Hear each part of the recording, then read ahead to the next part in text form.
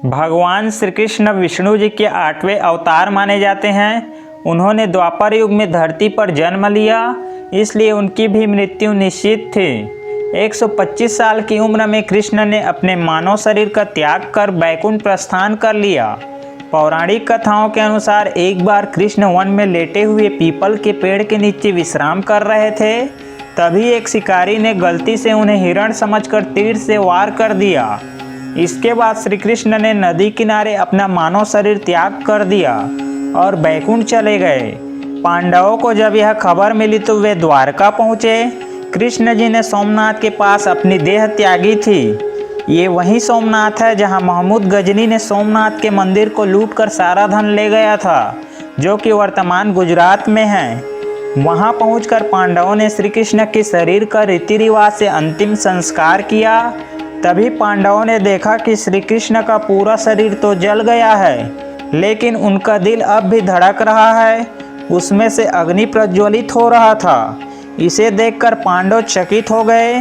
तभी आकाशवाणी हुई कि वह ब्रह्म का हृदय है, इसका नाश कभी नहीं हो सकता, यह ऐसे ही धड़कता रहेगा। इसके बाद पांडवों ने श्री कृष्ण के धड़कते हुए हृदय को समुद्र में प्रवाहित कर दिया।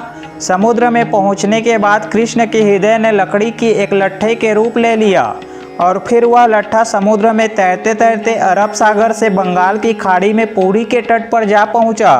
जब कृष्ण का हृदय लट्ठा के रूप में पुरी के तट पर पहुंचा तो वहां के राजा इंद्रद्युम्न को उसी रात सपना आया। श्री कृष्ण ने स्वप्न में राजा को दर्शन दिए। श्री कृष्ण ने सपने में उन्हें कहा कि वह समुद्र तट पर एक लकड़ी के लट्ठे के रूप में मौजूद है और उस लट्ठे से मूर्ति का निर्माण करवाओ। सुबह उठकर राजा समुद्र तट पहुँचे। राजा इंद्रद्युम्न ने लट्ठे को लिया और विश्वकर्मा की मदद से भगवान जगन्नाथ, बलभद्र और सुभद्रा की मूर्तियां तैयार की और फिर उसे पुरी के मंदिर में स्थापित करवाई, जो कि वर्तमान उड़ीसा में है। कहा जाता है कि पुरी स्थित मंदिर में स्थित भगवान जगन्नाथ की मूर्ति में आज भी श्री कृष्ण का हृदय धड़क रहा है। हर 12 साल में जगन्नाथ की मूर्ति का आवरण बदला जाता है। उस समय पूरे मंदिर में अंधेरा कर दिया जाता है। जो पुजारी आवरण बदलते हैं वे भी आंखों पर पट्टी बांधे रखते हैं। कहते हैं कि उस मूर्ति में कृष्ण का हृदय धड़क रहा है। उसमें से निकल रहे तेज को अगर कोई देख ले तो उसकी तुरंत मृत्यु हो जाती है।